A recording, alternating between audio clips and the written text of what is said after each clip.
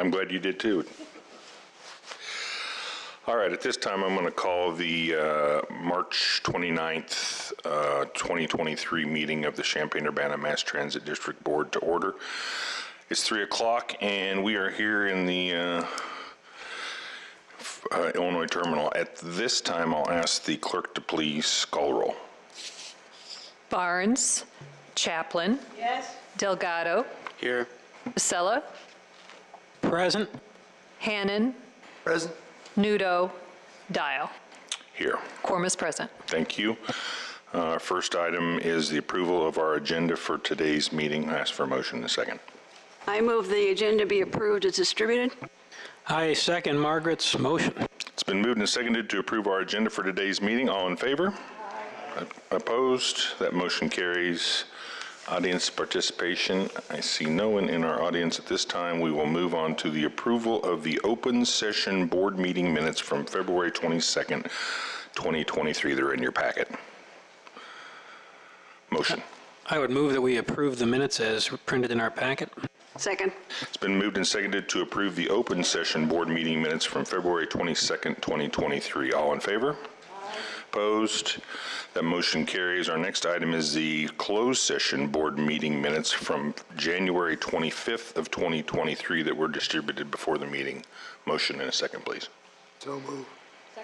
It's been moved and seconded to approve the closed session board meeting minutes from January 25th, 2023. All in favor? Opposed? That motion carries. Communications. Carl, anything? Board, anybody on the board have any communications they'd like to share? All right. Our next item is the Managing Director's Monthly Report. Carl. All right, thank you.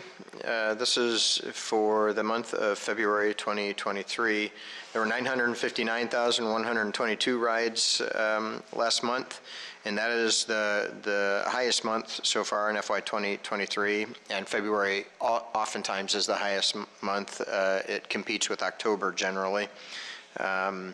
But that's 192,000, almost 193,000 more boardings than what we had in February of 2022. So the strong post-COVID recovery continues. We're at about 70% of what our pre-COVID numbers were. That's our monthly ridership. Our year-to-date ridership, also strong recovery. It is almost 17.5% higher than what it was last year, and it is above our 5-year average. And so if we move on to the next slide, that's our February ridership by year. You can see that our two pre-pandemic numbers for 2019 and 2020 were significantly higher, but we're approaching the million mark, which I think is a major milestone. So we won't hit that with any of the remaining months of the fiscal year, but we're continuing to have strong recovery and a strong bounce back, as you can see on the progression of that scale. Moving on to our monthly operating revenue. The operating revenue also continues to be strong. It was 8% above February of 2022 and 6.5% above the year-to-date is 6.5% above FY 2022. The operating expenses are 7.7% above February 2022, and these are actual, not budgeted, and the year-to-date operating expenses were 6.5% above last fiscal year. The year-to-date revenues and expenses, the revenues were $1.2 million above what we budgeted, and operating expenses were $4.6 million below budget, and that's a big number, and that's because we budgeted for full employment, and we continue to struggle with our employee shortage, primarily our operator shortage, and that has created a gap in what we budgeted and what we're experiencing. In terms of our notes for the month, there's a, number one under the notes is just a kind of a summary of some activities that our operations department have embarked on with several law enforcement agencies, but also social service agencies in the community. And so I just kind of wanted to give you an update on that. You can read through that, but if you don't want to read it, that's fine, because the operations department will be giving you a presentation on this at next month's board meeting to give you some details. So you can look forward to that. And then finally, I included a picture. I don't have it for the slide, but I included a picture in your board packet of the lobby of the Urbana School District 116 fire that, you know, they lease the other half of our administrative building from us. And at the beginning of March, March 2nd, they had a thermal event, as maintenance likes to call it. And it caused a fair amount of damage. We're in the process of working through issues with the insurance company, and we hope to begin repairing and rebuilding this part of the office soon so that we can get them back in. With that, I will take questions through page 33 of your board packet. Questions from the board for Carl on his report? Bruce? No reason for the fire? Well, I'm 100% sure there was a reason. I'm 99% sure that we know what the reason is, but I don't think we're ever going to be able to say for certainty what it is. But I think there was a failure of a small device on a desk that had a short or something, and that sparked the fire. Wow. We believe. So one of the occupants, Sorry? the equipment of some of the occupants. Sorry. That's correct. Employees. Yeah, that's correct. They occupy the space. Anything else for Carl on his report?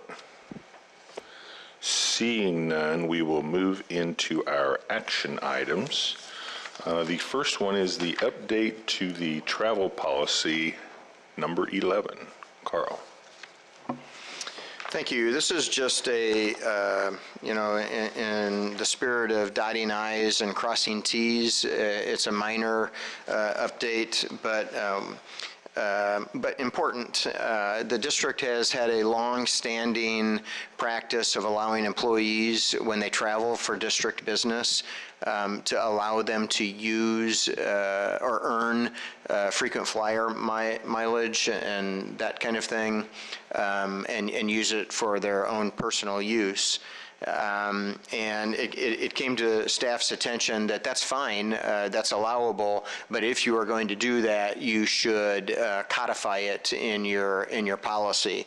And while it's been a long-standing practice of ours, it wasn't documented in a policy. So the primary revision is that we clarify that is acceptable, and then the only other major change was that we clarify that we prefer that employees use the district credit card to make airline reservations and hotel reservations rather than their personal credit card.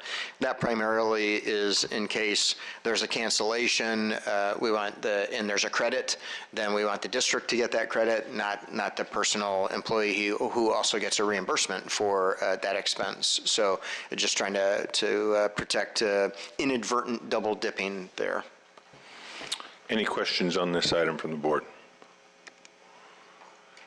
Seeing none, I'll ask for a motion and a second to update the travel policy. Second. It's been moved and seconded to update the travel policy number 11. All in favor, please say aye. Aye. Opposed? That motion carries. Our next item is the budget revision for the hydraulic elevator modernization project here at Illinois Terminal. Carl. And I'm going to ask Josh Dahm, our Illinois Terminal Director, to come on up here and give you a quick presentation, not presentation, but introduction to the topic, and then answer any questions. Josh. Thanks, Carl. Good afternoon. This action item is a request for a budget revision to execute services provided by Schindler Elevator in the amount of $273,438. This project was originally planned for fiscal year 2024 budget, but the recurring and escalating mechanical issues have increased the urgency to take immediate action. Over the past year plus, both elevators have experienced numerous mechanical issues, resulting in poor performance, costly repairs, and significant downtime. On several occasions, both elevators have been non-operational simultaneously. As you can imagine, in a facility such as this, the frequent repairs and downtime creates many operational and accessibility challenges, customer dissatisfaction, and ADA compliance concerns. Our elevators are original to the facility, so they're approaching 25 years of age. On average, the cost-effective life of a hydraulic elevator is 20 to 25 years based on usage. Our elevators are considered mid to high usage elevators. This project will update the major mechanical and electrical components of the elevator machine room, both elevator cabs.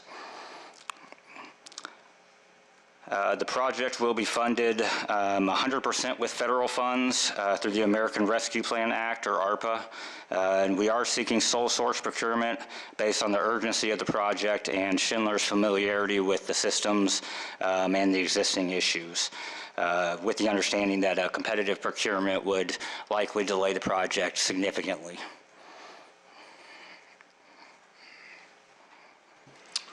Any questions for Jason or Carl on this item? Is this a complete update? I mean, is this putting them back into effectively original condition? Effectively original, but update to modern technology. So the shell of the elevator itself, the cab shell would not be updated, but all the mechanical components, the electrical components would all be updated to bring it up to date with modern technology. I remember that number one elevator, the south elevator, would close down for at least a year.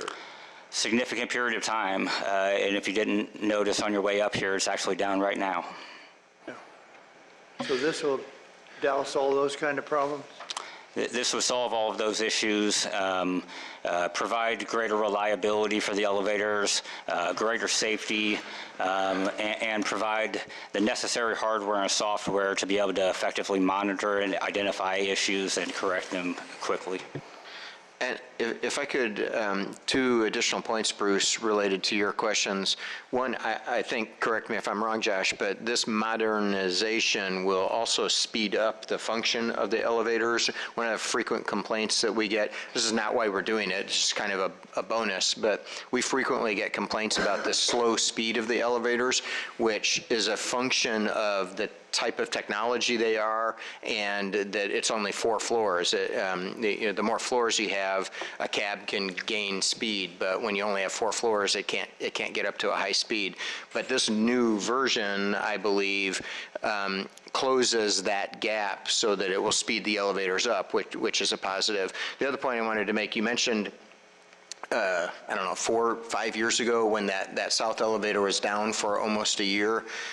We put in a significant amount of work into that repair, and that repair is not being affected by this project. So the money that we spent on repairing that elevator at that time is not being wasted.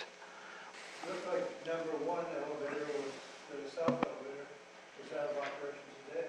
It is. It is currently non-operational. Any other questions on this item? I guess, just so I'm informed, what was the repair that we did on number one in the past that you're talking about? In late 2017, we did repair work to the south elevator jack assembly, or the piston assembly, which raises the elevator cab. That jack assembly was rebuilt. So we'll just end up rebuilding the other one and use the one that's already rebuilt on number one.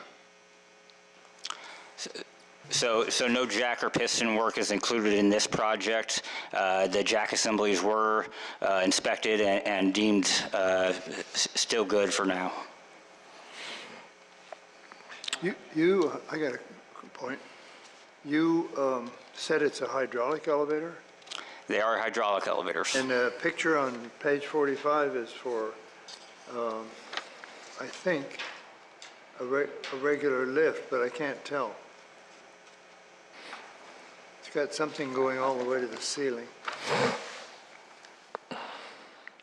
Is that a hydraulic elevator? That's a hydraulic elevator.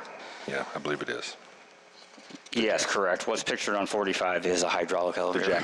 jack's in the floor there underneath it. That is the Looked like lift. it was a lift. You know, Additional questions on this item? Margaret? Well, I don't have a question, I have a comment.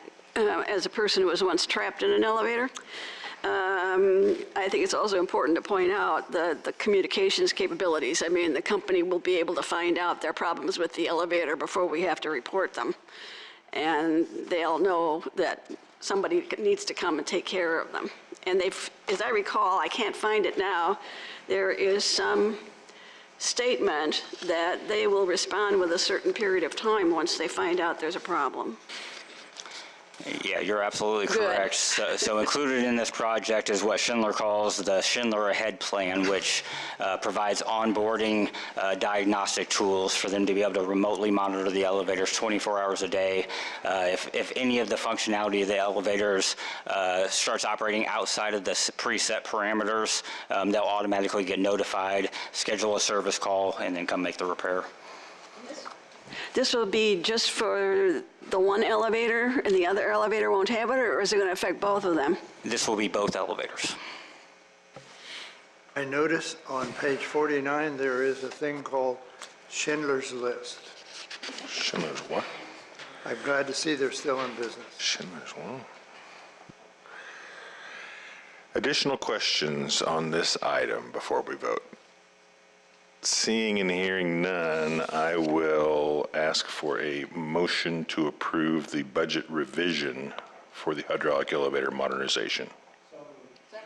It's been moved and seconded for a budget revision for the hydraulic elevator modernization project here at Illinois Terminal. All in favor? Opposed? That motion carries. Our next item is the operation, thanks, Josh. Our next item is the operations and maintenance of the solar arrays contract. Carl. And for this, our other Josh is going to come up, Josh Beerbaum, our Maintenance Facilities Director. It's the second half of our Josh twins. Yes, as you can tell, we certainly look alike. So, yes, I'm Josh Beerbaum. I'm your Maintenance and Facilities Director. And I'm going to speak with you about the solar O&M agreement. So as you know, we do have solar arrays on top. We have one on top of 803, our maintenance facility now. That's a 1,212 panel roof-mounted solar array that provides power for our maintenance facility. And then, as you know, late last year, we had the installation of the ground and rooftop array over at the UCSD across the street. And that is a total of 4,008 ground-mounted panels and then 1,428 roof-mounted panels. Total investment of about $6.7 million when you add everything together when those were installed. So what we're looking at here, we did an RFP that ran from January 16th through February 17th, and this was posted on MTD.org, also sent to local contractors, 3 local contractors that is. We had them come out and we had an evaluation team of myself, Dave Thornton, who's our Assistant Facilities Director, and a couple of our facilities technicians.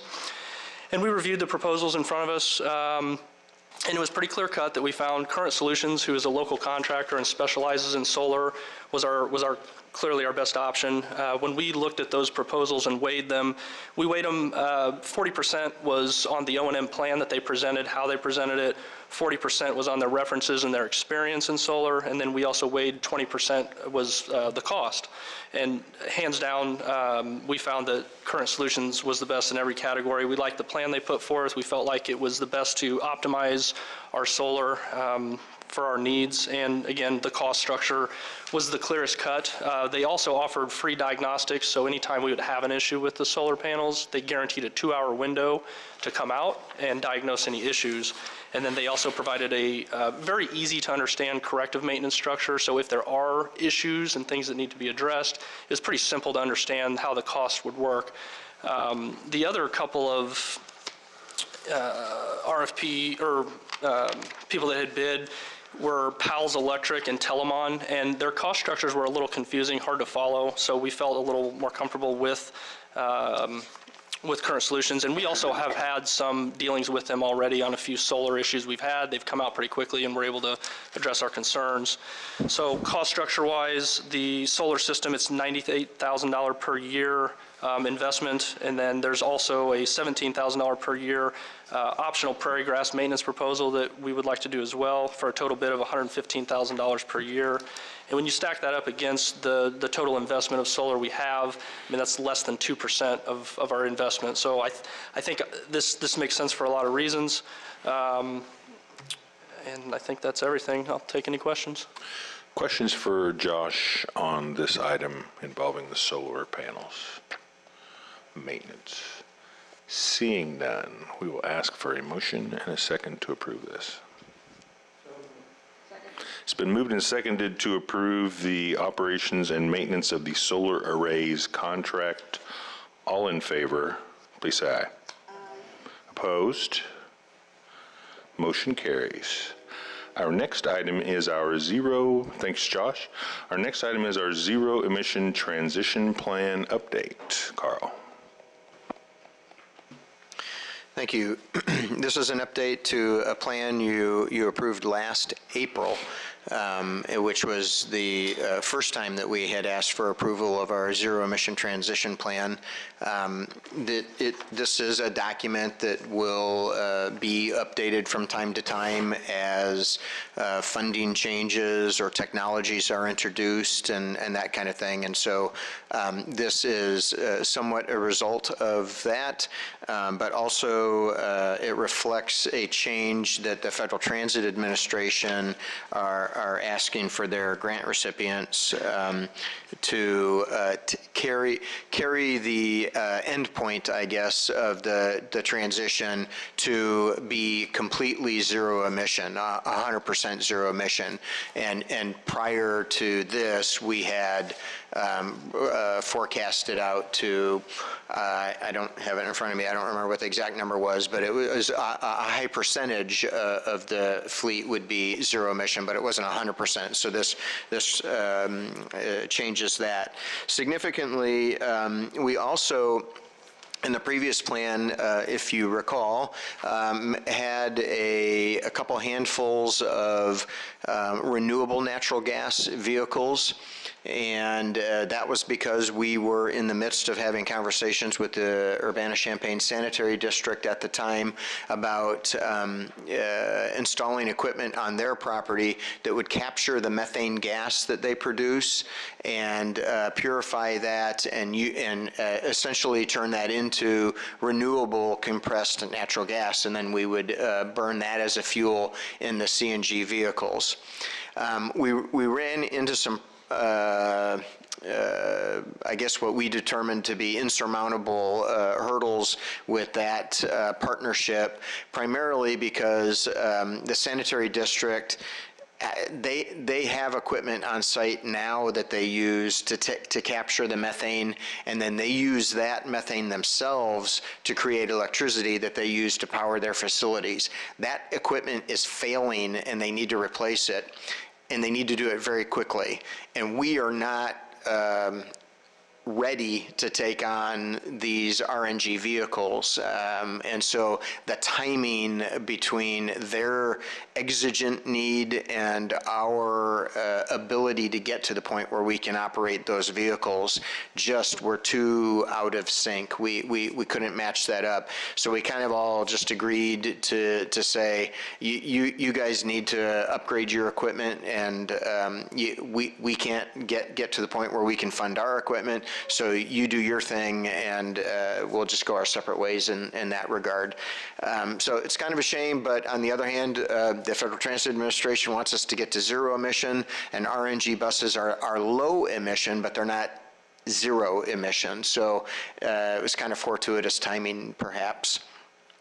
In addition to that, Bruce, you will be very happy to hear and see, I'm assuming you'll be happy, that this introduces battery electric vehicles, because if we're going to go 100% zero emission, there's a pretty strong belief from a staff perspective that we don't want to have all our eggs in one basket. Battery electric and hydrogen fuel cell electric vehicles are all still relatively new and rapidly evolving technologies. And so if 100% of our fleet is any one kind of technology, then there's a risk there. If something goes wrong with that technology, it could bring down our whole fleet. So introducing battery electric buses creates diversity within the fleet. So we're going to get there. We're going to be introducing battery electric as well. The other thing that comes into play is that we have been getting word from Cummins, who is our diesel engine manufacturer. Much of our fleet, the majority of our fleet, are diesel electric hybrids, and Cummins has begun messaging that they're going to discontinue production of hybrid engines after 2026. So after 2026, we won't be able to buy hybrid buses anymore, and that's why we will be, another reason why we will be purchasing 100% zero emission, because we don't want to go back to full-on diesel buses. That's counter to everything that the district has been moving towards since 2009. So those things are the primary thing. We have also added a page that addresses our van fleet instead of just our bus fleet. And again, Bruce, I expect you to be pleased that we're adding battery electric vans into that transition. And right now, there's really no readily available hydrogen fuel cell electric vans, and so it's the only zero emission alternative that we have available to us are battery electric. So I think those are all the high points with this update to the transition plan. But if you have any questions, I'll do my best to answer them. Questions for Carl Bruce? Good work. Thank you, Bruce. Phil? Well, you're really developing two technologies now, hydrogen and battery. And you're at the forefront in hydrogen, and you'll soon be in battery, and we'll see how it goes with battery now. Yeah, that's right. And in fact, relative to having multiple technologies, I mean, that's a real plus because you have diversity. But I will also say that our Josh, who just was up here, our maintenance and facilities director, has also indicated he wants to kind of slow roll having too many eggs or too many baskets of eggs, I guess, because you have to have parts that are specific to all these different technologies, and you have to have technicians trained in all these specific technologies. And so while we have a large active hybrid fleet, he wants to slow roll introducing battery electric buses into the fleet until the hybrid vehicles are out of service. So just to speak to that point a little bit. Phil? Couple of thoughts. I think to some degree you're constrained by what vehicles are on the market, but have we explored plug-in hybrids at all as a, I guess, a way for us to get our feet wet with the EV technology without fully committing to having electricity as our sole fuel source?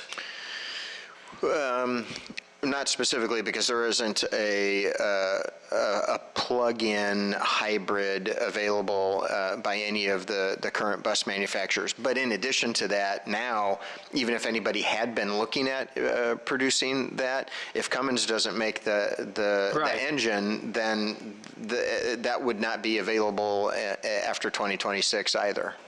And then I guess on the other side of this, have we been in touch with Ameren? I mean, if anybody's done the calculation, but obviously, given the narrow amount of downtime that our buses have at night, we're going to be pulling an ungodly amount of electricity from the grid.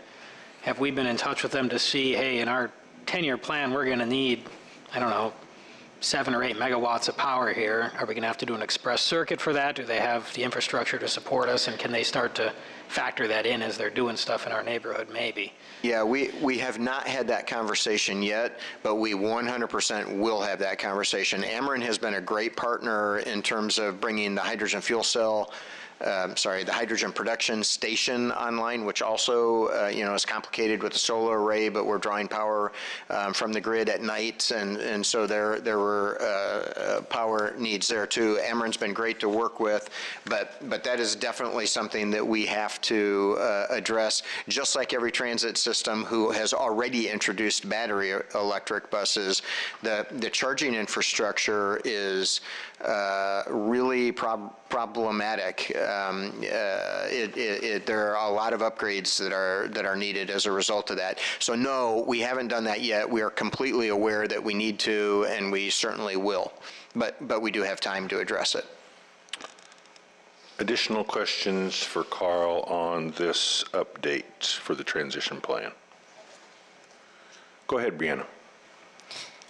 So I don't know if you guys have started doing this already, but I also think that keeping in touch with other transit districts in Illinois, like Bloomington, that has released electric buses, will be important in seeing like what types of like extra challenges or like logistics you might need to keep an eye out for. Yeah, that's a great point. We're in regular contact and communication with many transit agencies, not only in Illinois, but all across the country. It's one of the great advantages of our national association, but also our state association, which we are actively involved with. And quite frankly, you bring up a point that is one of the reasons why we have not been quick to jump into the battery electric market, because all transit agencies are struggling with their battery electric buses in one form or another. And so we've not wanted to introduce that into our community. But, we're going to have to. And so I think the whole battery electric bus manufacturing industry is, they know that they need to fix these issues, and they work on it, and there are new generations of battery electric buses that are released all the time. So it's getting better, but there are still problems. And so, yeah, you bet we frequently have those kinds of conversations. Thanks for your input, Brianna. Any other questions from the board on this item? Seeing none, I will ask for a motion and a second to approve the zero emission transition plan update. So moved. It's been moved and seconded to approve our zero emission transition plan update. All those in favor, please say aye. Opposed? That motion carries. Our next item is Resolution 2023-1, the low or no emission grant and bus facilities grant concerning the purchase of 6 40-foot hydrogen fuel cell buses and a hydrogen station expansion. Carl. Yeah, we thought it would be a good idea when we hired our new External Affairs Director, Ashley McLaughlin, who unfortunately can't be here today. We thought it'd be a great idea to have multiple federal grant applications due all at the same time for her as she's trying to get her feet wet in a new role. I kid because we didn't think that was a good idea, but we had no control over the timing. So Ashley has been breaking her neck practically trying to get all these done. And one of them, as this resolution, or actually two of them, as this resolution relates to our low and no emission grant program through the Federal Transit Administration and the bus and bus facilities grant program through the Federal Transit Administration. This is kind of a dual application. So those are two separate grant programs, but we're submitting the same grant proposal to both programs, and it's to expand our hydrogen fueling station and then to buy 6 more hydrogen fuel cell electric buses at the same time. So this will be, we think, at least for a long time to come, it would be the only phase 2 or additional expansion that we would need to do to the hydrogen fueling station. And then that will allow us to buy all the hydrogen fuel cell electric buses that we have programmed in the zero emission transition plan that you just approved. So this would get us on the road to being able to buy all those buses over the next 20 or so, 20 plus years, and funds the first 6 buses after the 12 that we'll have on site. So it's just a hair under $19 million to expand that and to buy those 6 buses. We are asking for $16.5 million out of the grant program, and then it would take an additional $2.5 million from our local capital fund to complete that project. So this is a required resolution for those 2 proposals. Questions on the resolution for Carl? Margaret? I was under the impression, maybe my memory's bad, but when the hydrogen fuel station that we currently have was installed, that you said it would take care of 12 buses. So, well, we're going to end up with, what, 16? So this is for the extra 4 buses? I guess I'm a little confused why we need to do this. Sure.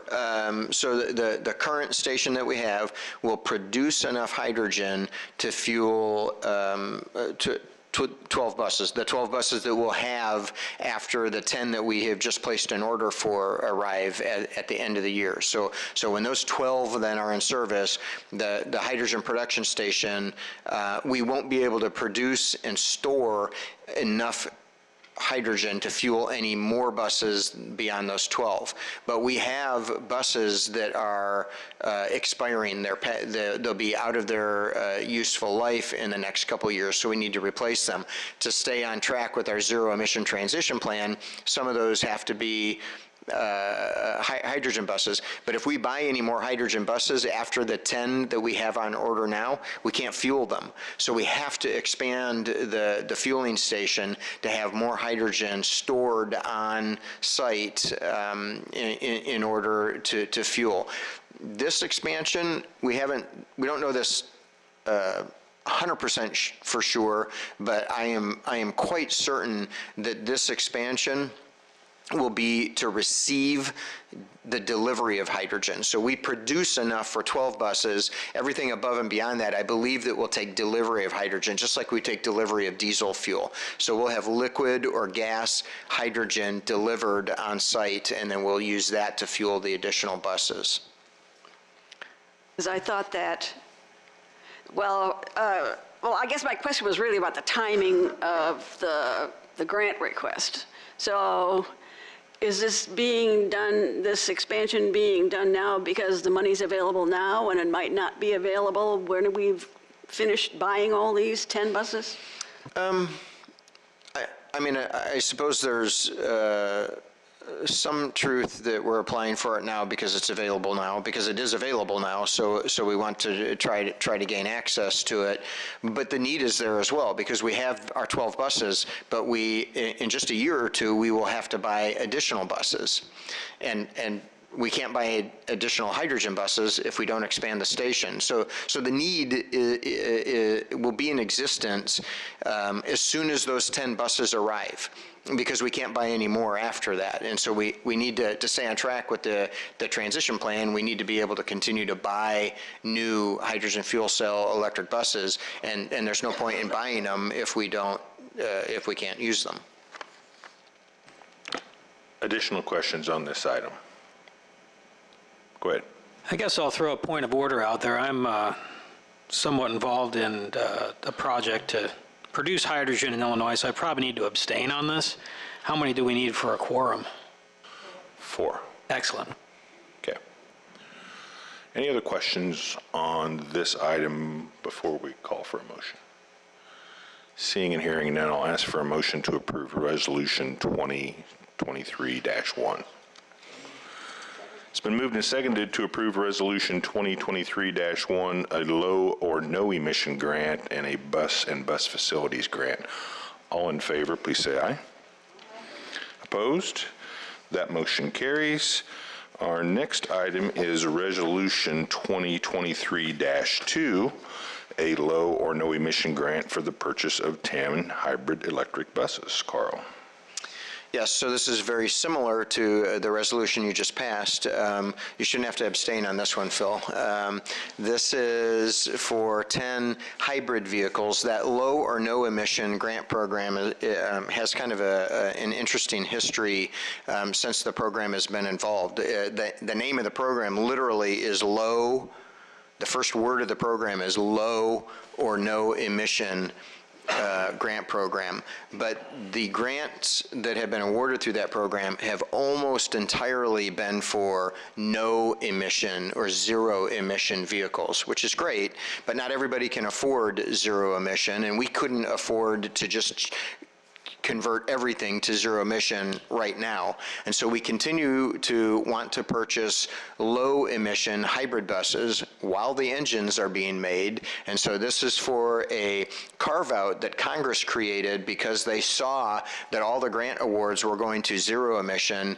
And so they held back a part of the bucket of funds for this grant program. And they said this amount of money, I don't remember exactly what it is, but this amount of money it can only be awarded to low emission projects instead of zero emission. And so since we still buy hybrid buses, we, as Margaret pointed out, the money is available. We want to try to gain access to that because those buses need to be replaced anyway. So this resolution is for that component of the low or no emission program.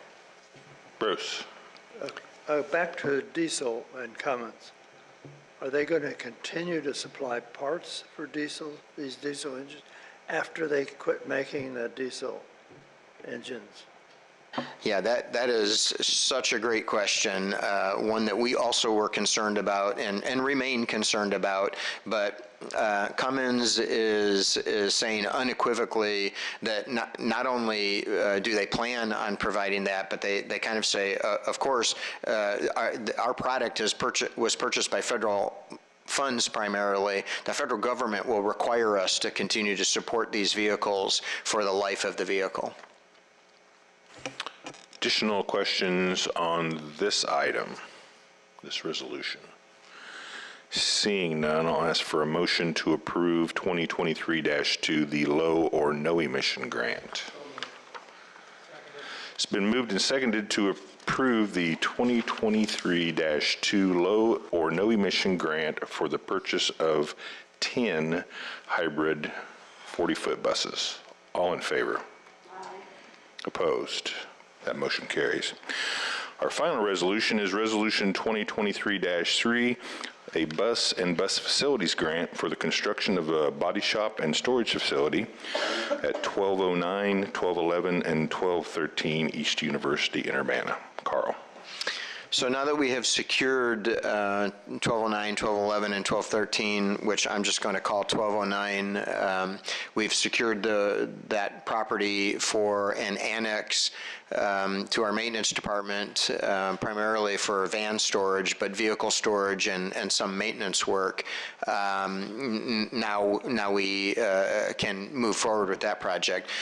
In order to move forward with that project, we have to secure funding, and the Bus and Bus Facility Program is an eligible program, or this project would be eligible for that kind of funding.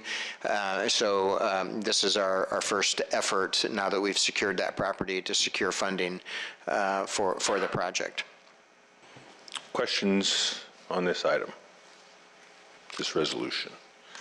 Seeing none, I'll ask for a motion and a second to approve. So moved.